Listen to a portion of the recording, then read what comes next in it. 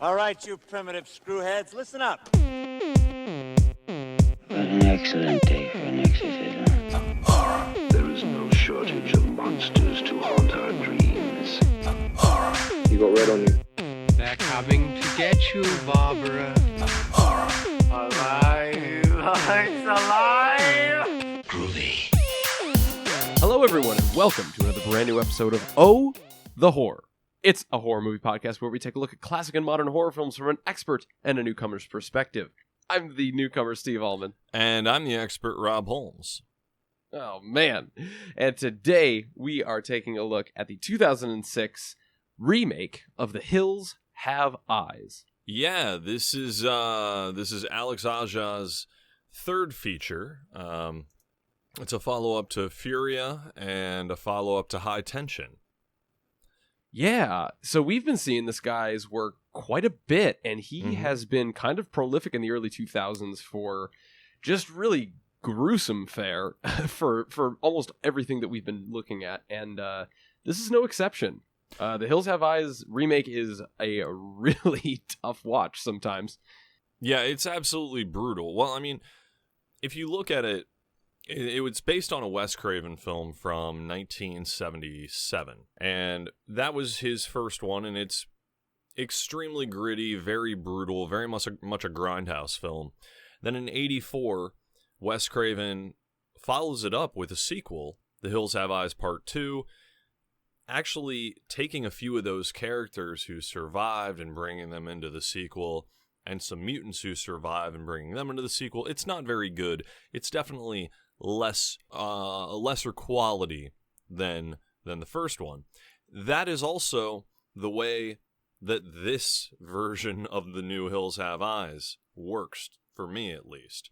Mm-hmm. I think it's very, very good. It has a very disappointing sequel that came out in 2007, and they both happen to be written, at least The Hills Have Eyes Part 2, the one in 2007, was written by Wes Craven and his son, Jonathan Craven.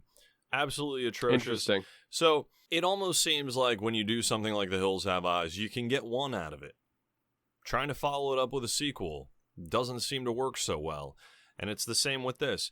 This one is a brutal, brutal retelling, brutal reimagination of the story of this family going into a New Mexico desert where they did the nuclear bomb testing, and they come across radioactive mutants, these people who have just been around this for so long and lived out in this testing zone and just mutated due to all of the government military testing. Oh, and the radiation and all of that stuff. It's pretty crazy. This types of this types of stuff. But like I think probably the standout part of this movie, or the standout sort of feature, and this is Aja's pretty much style, is this very early 2000s style that's kind of been that you can see throughout a couple of films, kind of like The Descent, as well as maybe the Saw movies. It's that grainy, gritty, overly dark, not really like edgelordy, but like very dirty, grimy type of horror film. It's part of the grainy, gritty remakes. There was Texas Chainsaw Massacre started that, and I think 2003, I think, is when Platinum Dunes did that. Then they did Texas Chainsaw. Did we have the Halloween remake around this time as well? 2007 was the Rob Zombie Halloween remake. Yeah, so it was right at this time, because this was 2006. You had remakes of, Amityville Horror came out, and they did a darker version. Oh, boy. That. Mm-hmm. There were... so it's this weird trend that we're seeing around this early time where we're like, okay, well, let's like rehash these old... oh, yeah, they redid The Hitcher. Oh, my God. And then everything had to be darker. They had to make Friday the 13th grittier and darker. They tried to make Nightmare on Elm Street grittier and darker.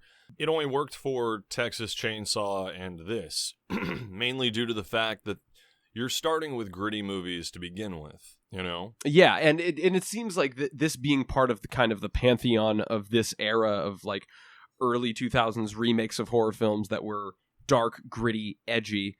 What makes this stand out to you as being better, or like one of the, you know, higher tier ones of these, because like we're deep in the Saw era at this point. We have a lot of things that are trying to be, you know, dark and gritty, but not really kind of rose up to pretty much to greatness. What made this like more, or like at least good in your opinion? It's a combination of a few things. It is absolutely brutal in its special effects work and its practical effects. Greg Nicotero worked on this. He actually played one of the mutants as well. He played Cyst, the one who had the neck brace and was moving around with that and the knee brace that you see moving through the bombed out town. So you have that. You have a lot of stunt guys. I think there are more stunt guys playing the mutants in this. You're using a combination of practical effects and digital technology to blend things together. You also have really great art direction. So this isn't just... I was waiting for you to say yeah, that. I was waiting for you to mention this. An Alex Aja thing. This is a Gregory Levasseur production as well. Mm-hmm. When they work together, what they put out is great. They've worked on it's so it's so very striking, because it doesn't look like a lot of, because I've seen a lot of these remakes from the early 2000s, and they more or less look bland in their like style, quote unquote, like their vibe, their art direction. But this, it's like, it's very much like I'm reminiscent of like the Fallout games in a weird way. Absolutely. Like the it's this like kind of twisted Americana kind of thing. It's great. It's so distinct, and it already, like, you're on board for something like this because it has its own style.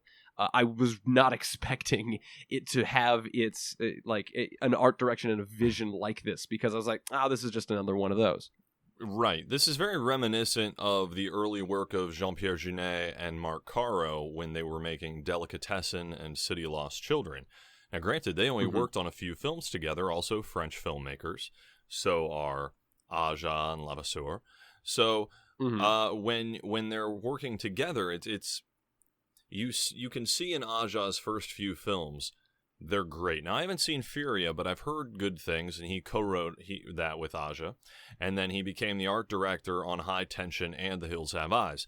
It's very similar in its style. Those, to me, are the best-looking Alex Aja films that I have seen. I haven't seen Crawl yet, but as I've seen Horns, Piranha 3D, and Mirrors, I did not like any of those.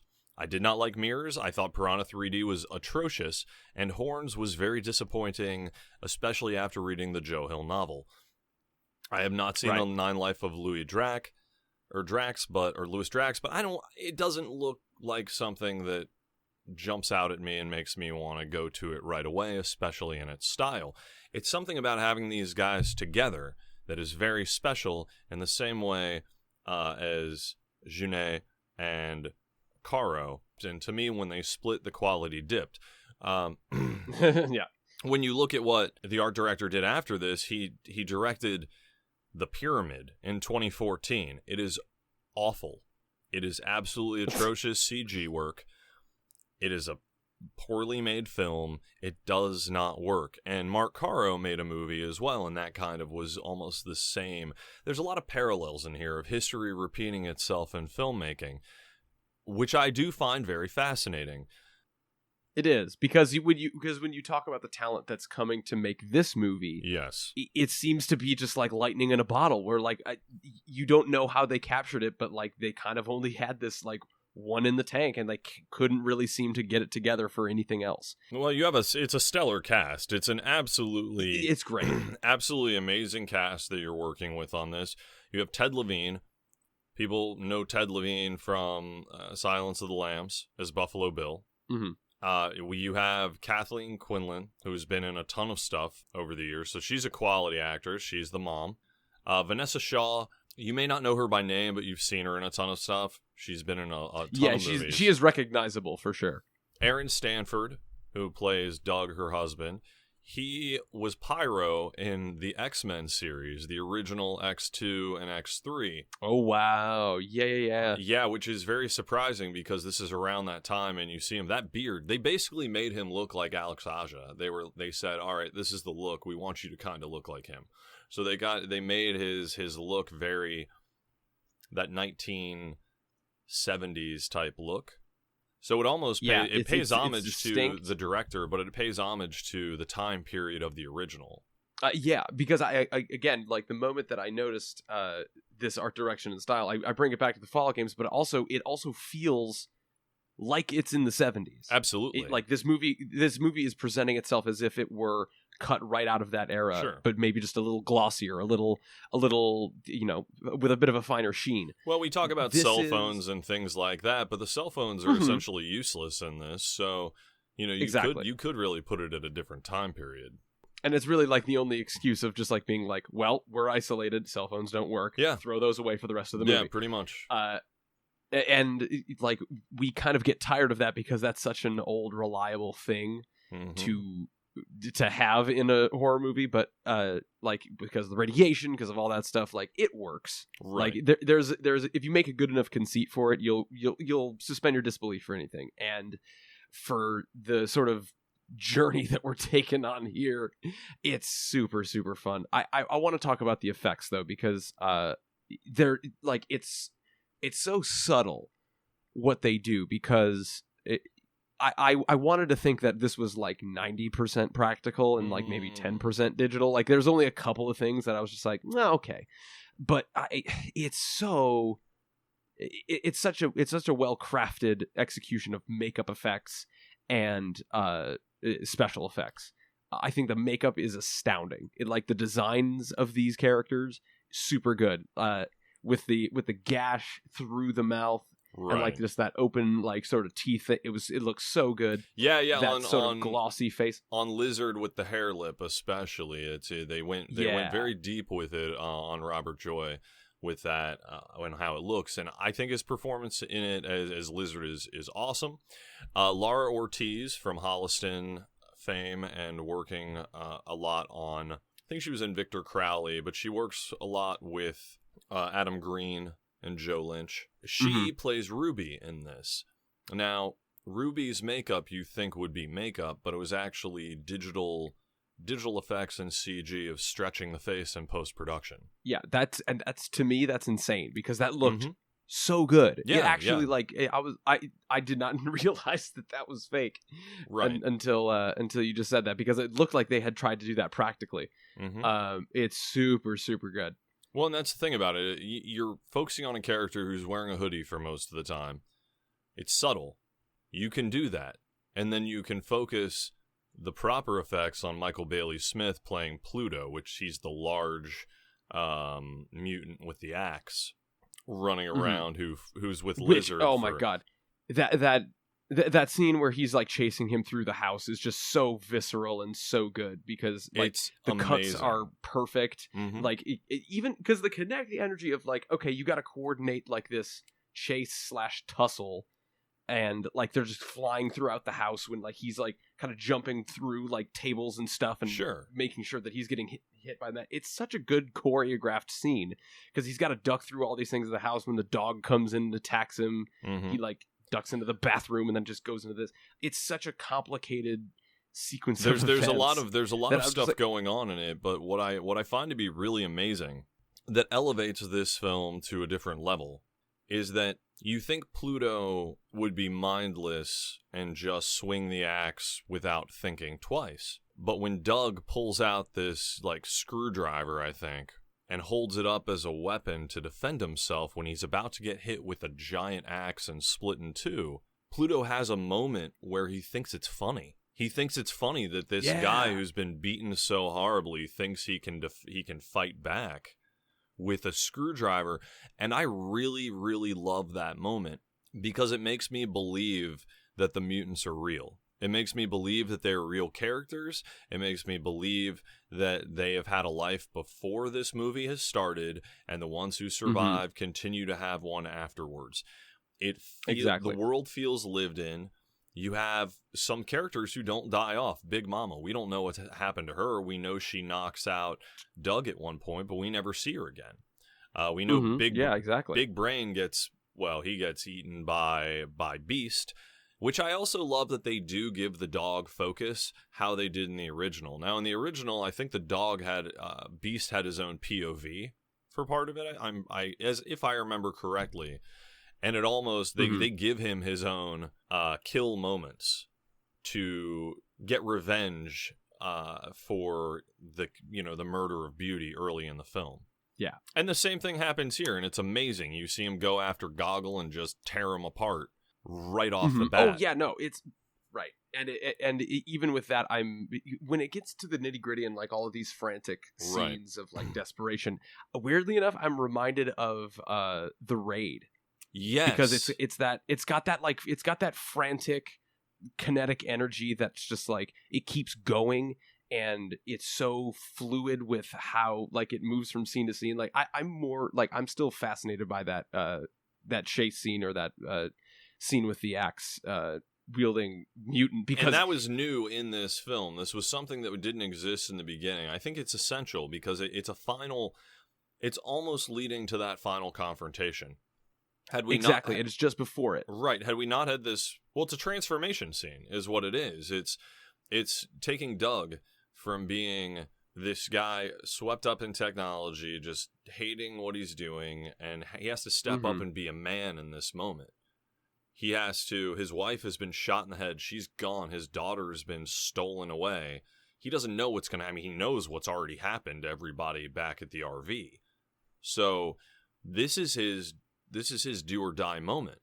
This is his hero moment. And right away, he gets knocked out and put into this refrigerator, and you just see body parts in there, or this freezer, and he gets out, and it is, the whole thing is just, it's horrifying. It's this moment of, man, this is my one moment. He runs into Big Brain.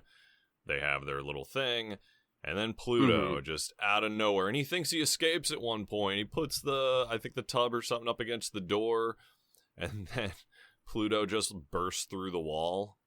It's so good, man. It's crazy. And there was that other time when like that scene where like he like tackles him through the wall. Yes. Or he gets tackled through the wall. And then still from that gets picked up, thrown by his leg through a window. I'm like, this is like The Raid. This is just like, it keeps going and going and upping the ante for something that like I thought would have just been ended by now. And it's so good. It's so visceral. Like you understand where a lot of this like tension is building up towards, and it's so awesome just to see him unload on these mutants. I feel like it's the beginning of when you start seeing heroes getting injured, where this was the moment of fingers get cut off. Hostile did it. Yes. Where a hero gets, 2 or 3 of his fingers cut off with a chainsaw. And this one, our hero gets 2 of his fingers cut off with an axe. So we want to put them in danger. We want to show that these people can actually give them some be stakes. hurt. And there's stakes in it. They're not going to come out unscathed or just with a cut on the side. They're going to lose a limb. They actually have to give something up in this. This was part of the beginning of that trend that went through the mid to late 2000s where, it was basically fingers are what people started losing in general. That seemed to be the big thing of, they can lose fingers. It's cool. Or big stabs to the foot. So let's say something like that. That's another one where you're just like, okay, like we can move from that. But again, I think it's so good because you'd like to think that this is or at least me coming into this, I was expecting something that would have ultimately just been like something like Saw, like kind of needless. It almost gets to that point though in the beginning, right? So we don't know what we know that anybody who knows Hills Have Eyes and early Wes Craven films and films from the 70s that are exploitation, it usually is some sort of rape revenge thriller. This is no different. It's not as extreme or graphic as the original, and it's not as extreme or graphic as Last House on the Left, which is good. Yeah. It's still, it's one of those things with these films that It's hard. So I like to show people horror films and stuff on a regular basis. It kind of makes it a little hard sometimes with these scenes in films, especially when it becomes like a crux of it. This time, in this one in particular, it wasn't as extreme as they usually go, though. That being said, once we get into the kills from there, whoa. First off, the gas station attendant, who seems like he might be the dad of some of the characters. Mm-hmm. Because someone even says dad and father to him when he's like moving, and it's that through weird there. like it's that weird twisted relationship that like these hillbillies would have. That's very like unsettling, but I still I like that idea of just like this family or cult like out of time, right, and just hidden away. It's such a perfect premise, and then brought into these early 2000s sentiment of grit and all of that stuff. I don't know, it ups the ante from what you would think a typical 70s fare horror film would be, because the concept is there. That the concept is perfectly novel. The concept is exactly what you would expect it to be. The concept totally works for what it is. Now, this, in the beginning, when we get our first major, we get some kills right away where we see the mutants killing some scientists who are testing the radiation, which, by the way, it didn't matter if everyone survived this movie. Everyone's already dead, right? They're testing everything, so the radiation is still there. They shouldn't be there. We know it's a bad place to be. That baby is already dead. Baby Catherine's as good as dead. She's got cancer. She's now got tumors. She's going to become one of them or something. That is too much radiation for people to be around, especially when they're wearing those suits. Even if our characters who survive make it through and make it home, they're all have weird diseases now. Their genetics are messed up permanently. Like, this is not a happy movie any way you look at it. The second they get there and go through the fence, they're as good as dead, no matter what. They could have all just gotten through and everything would have been okay, but 20 years down the road, you'd find out that they all got something from going through that radioactive place. Yeah, they'll have some sort of cancer that which is horrifying, even thinking of it like that there's so many holes in the plot, even on that aspect. Not holes in the plot really, but as far as it's a survival thing, is it really? None of you guys are really going to... You can live maybe for a while, but who knows what it's doing to you. And we haven't even gotten to the gore. That's the crazy stuff. Then we get to the gas station attendant who blows his face off with a shotgun, and they hold on that shot. They hold on that. You see it all. Yeah. It is insane. And then you realize at this point, oh shit.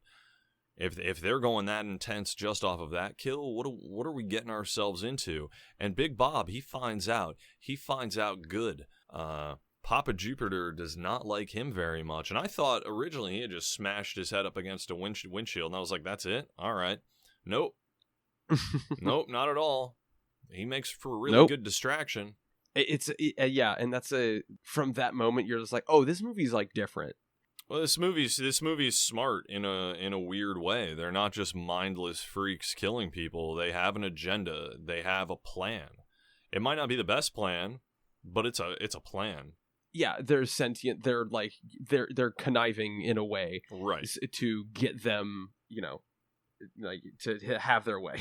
It's a really, really well executed premise for the sake of those characters, because a lesser movie would have just made them like dumb, horrible monsters that were just kind of mindless, and they make it like it more or less, it may as well be a zombie movie where you're just trying to get out. Right. But there's a bigger thing at play there for these people. I understand how they survive. It all makes sense. Now all of it makes sense on how they've made it for so long. Each mutant is very different. Each mutant is unique in their look and how they move around, and that would also mean in their intelligence levels. And it's proven throughout. Ruby is quiet, but she's super crafty, and she doesn't want to be in this. She knows that there is a moral compass, and she doesn't want to be... And there's something wrong with this. Exactly. You have Lizard, who, to me, is almost the most brutal of all, if not Papa Jupiter, who...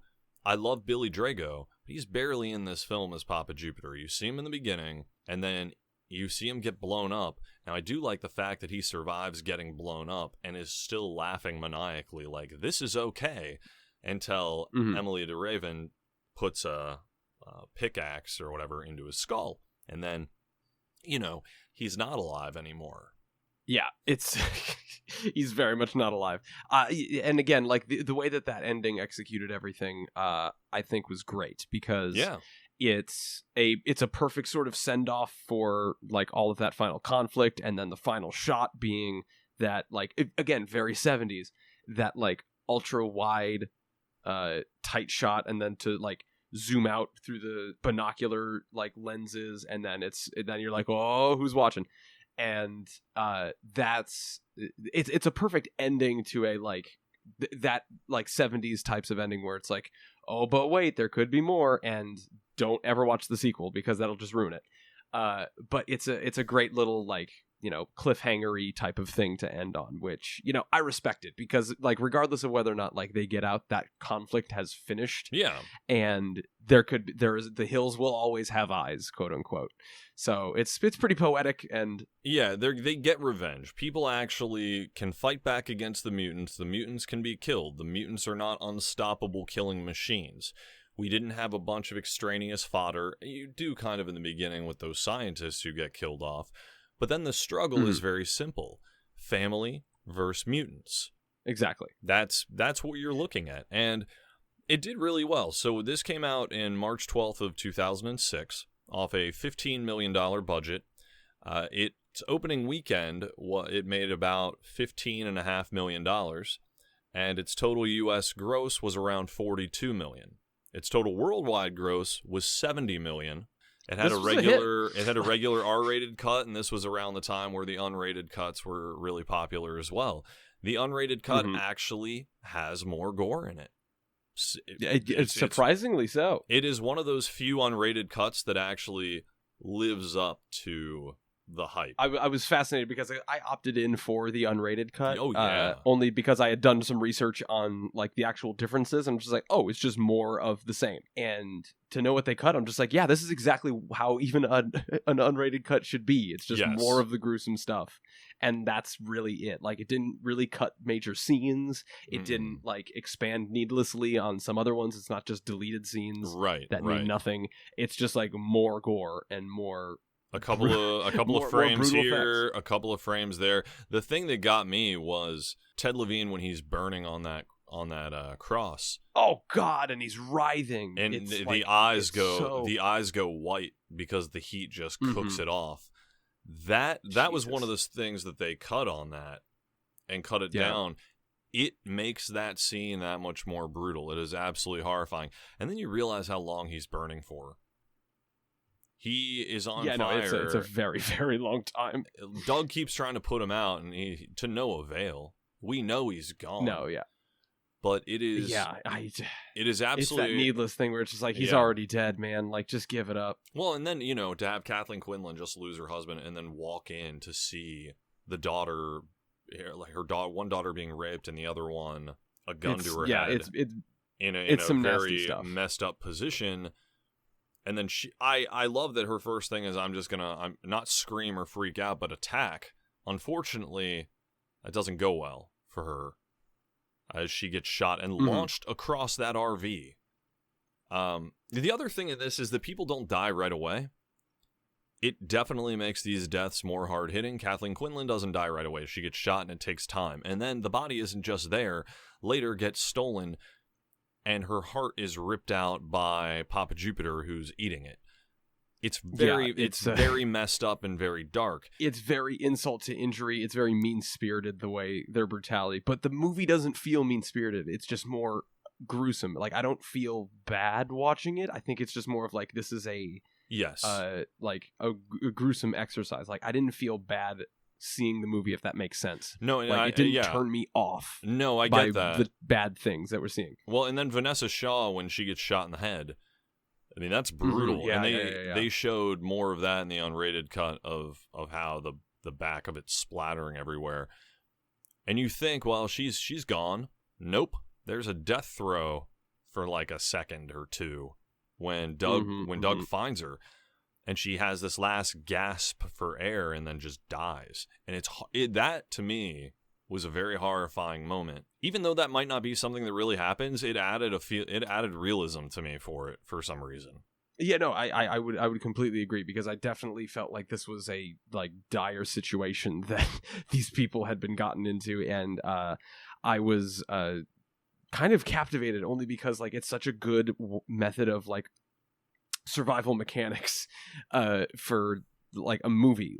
It's not just, okay, we need to band together and survive. We've been doing that. It's more we need to actually kind of outwit these people because it's so gruesome. So we need to outmatch their brutality with our own, and digging deep to find that is it's a pretty, you can see that on the frame. Absolutely, you can. I was thoroughly impressed, because this was I was not expecting this to be something that stood out from those mid-2000s films that were just, gritty for gritty's sake. And this has thoroughly impressed me. This is a recommend for sure. Yeah, this is absolutely a recommend. This is definitely in the upper echelon of remakes. If you haven't, and it'll sneak up on you, because yeah. Don't write this off, because I certainly did, because I'm just it's just another one of those. And we had some gems back in the day. This is one of them. Yeah, this is a very, very solid remake. It was Alex Aja at his best. I heard Crawl is good, so hopefully that's a return to form. I will see that soon, and hopefully we'll definitely be talking about it. Yeah, absolutely. Mm-hmm. But yeah, I think that covers it for us as far as Hills Have Eyes go. We don't want to go into too much of every little detail that happened in it, because if you haven't seen it, definitely see it. And if you have seen it, message us about it, talk to us about it, tell us what's your favorite scene from it, all that type of stuff. But yeah, that'll do it for us. Rob, why don't you tell us where we can be found on the internet? Well, you can find us at ohthehorrorcast.com. You can also find us pretty much on any platform where you get your podcasts. So iTunes, Libsyn, iHeartRadio app, any of those things, we are there at Oh the Horrorcast and at Oh the Horror. Exactly. And so what were we going to be looking at next week, Rob? Well, I've been thinking about this, and I kind of want us to look at something that not a lot of people have seen, but they should see. And that movie is Wormwood, Road of the Dead. Okay. That's I have no idea what that is. I'm literally needing to Google this right now. This is interesting. Wormwood. Okay. If you any brief synapse? If Mad Max met the zombie apocalypse and they used the methane from the zombies to fuel cars. Interesting. Yeah, okay. It's crazy. That's part of it. This guy's sister gets kidnapped by these scientists and he's trying to get her back, but there's zombies. This was made over the course of about 4 years on weekends in the same way that Bad Taste was, but the quality is through the roof. It is amazing. I highly recommend it. So everyone needs to see that ahead of time. But that is, that's what we'll be talking about. I look forward to this. This is interesting. Not knowing at all what I'm getting into. All right, well, that is going to do it for us here at Oh the Horror. Until next time, I'm Steve Allman. And I'm Rob Holmes. And we'll see you next time.